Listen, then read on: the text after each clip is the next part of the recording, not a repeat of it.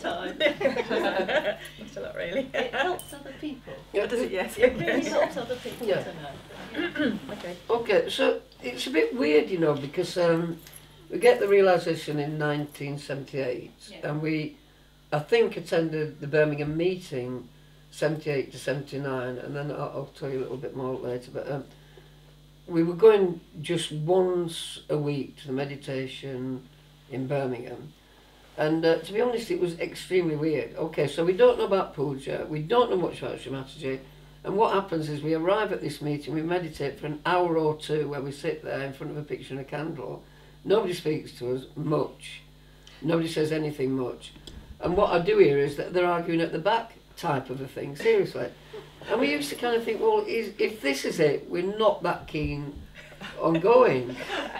And, you know, and really, you know, I never had a problem with Shri Mataji, you know, and I knew that that wasn't part of, that this was some church-going thing where everybody was backbiting. So I knew Shri Mataji wasn't part of that, but the crew were. And I was completely put off it, you know. But there's also another couple of weird things happening, is that they're not telling us anything about the chakra system. We don't know anything about puja. We don't know anything more about Shri Mataji. We're never given tapes, we're never given books, we're never given literature. So somehow we managed to do this for 12 months, you know, and you think, well, why were you doing that? You know, if anybody asked you, think you were absolute lunatics.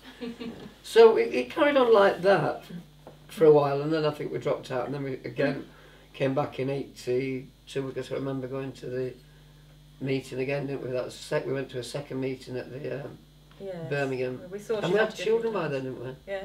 We had one baby by then. Maybe two. Yeah, maybe two then. Okay. Yeah, if it's 82, then we have just had 1980, Dan. 1982, yeah. So just a couple of things from that meeting. Again, I'm kind of bamboozled by Shri Mataji just talking, and me thinking, well, how does she just talk like this without saying, well, I think it's like this and I think it's like that. You know, she just went for it, and I was always shocked by that. You know, she'd just say, it is like this, and you'd be thinking, okay, fair enough.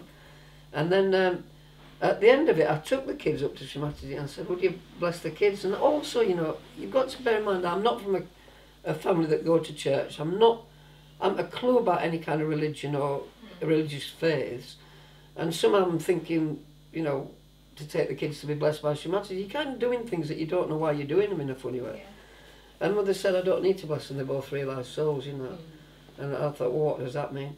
And, you know, so and then I'm walking off thinking, what does that mean? So it's all strange to me, you know. The whole thing about me going to a meeting and meditating is strange. I don't know what I'm doing there. You know, when she says something, I don't know why she said it. I don't know I'm realised, I don't know what that means. But I'm carrying on doing these things, you know.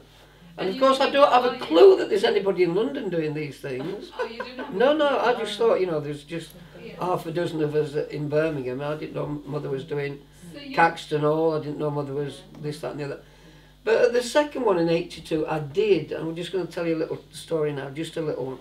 In 82, when we went to see Shri Mataji at Dr. Johnson House in Birmingham, I've always had chronic asthma since I was 2, and I was obsessed with it, actually, to get rid of it. I'd seen homeopaths, osteopaths, I'd seen everybody in the universe. So I thought, well, Shri Mataji would probably be able to get rid of this. So I haven't, don't know anybody in Sahaja Yoga, and I'm listening in, and I find out she's doing this thing at, where's this house you've just got the keys for? Chowsham Road. So I hear this Chowsham Road, you know. I thought, I'll suss this out, and I kind of listened in, and the next day I hitchhiked it to Chowsham Road in London. I didn't have a clue how to get there and all that, but I did get there, and I blagged my way in, you know, and I didn't know anybody that was in there, only Bala. And I waited for a lull, you know. It was a room a little bit more like this size, I think. And I was sat at the back against the wall, and I was listening to Mother. And again, I don't know what she's talking about, seriously. And I'm hearing the words, but I don't know what she's talking about. And it was the same at the, you know, wherever I went that she spoke. I thought, yeah, it makes sense, but I don't know what she's talking about. It's kind of contradictory, isn't it? And it's hitting you on a deeper level. Yes. So I sat at the back and waited for a lull, and then I crept forward and I said, Shri Mataji, I've got chronic asthma, can you help me? And she was talking to everybody in a normal way, and she just said, yeah, I think, no, she didn't say I think I can, she just said, hold my feet on my centre heart. So I'm holding my Shri Mataji's feet on my centre heart like this, and she's talking to everybody else and having a cup of tea, you know, and I'm thinking, what's going on here? You know, I'm completely baffled because Mother's just carrying on as though I'm not there. So I'm just holding the feet, and suddenly I hear this literally like a stick breaking, and she said, that's it. Right. Yeah. And the only thing that happened was it did take away the asthma, but by the time I left the room or left the building, I was back in my asthma type of head. Does that make sense? Yes, it does. I didn't think it was possible, so I went back to having asthma, which I still have. Weird. And you've got to tell your next bit. Which is what? Where about the tape?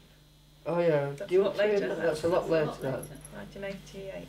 Yeah. I think that's the important bit for other Oh, people. go It is really. Yeah. Okay. Go on, you tell that story. Right, so we had the kids, so we'd seen Mother last in about 1982-ish, and we're not seeing much of Mother or Sahaja Yogis anyway, so we were attending that meeting in Birmingham. And actually you forced me to go, didn't you, because I was going off the rails, and I'm a bit of a psychopath or something, whatever I was.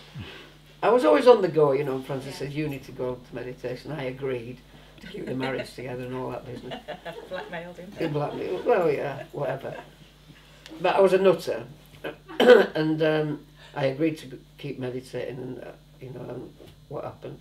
And then we didn't really know much about Sahaja Yoga, as I said. We never saw Mother. We didn't know all these things were happening in London. We didn't know how to meditate. We didn't have any information on chakras or anything. And we stopped going after the children were born, a little bit after, and we didn't go for 10 years. And I had flu, or man flu, if the ladies are here, and I was laid on the settee, and I had the tape from that 82 session, and I put it in the recorder, and I was just laid on the settee listening to it, and something happened to me.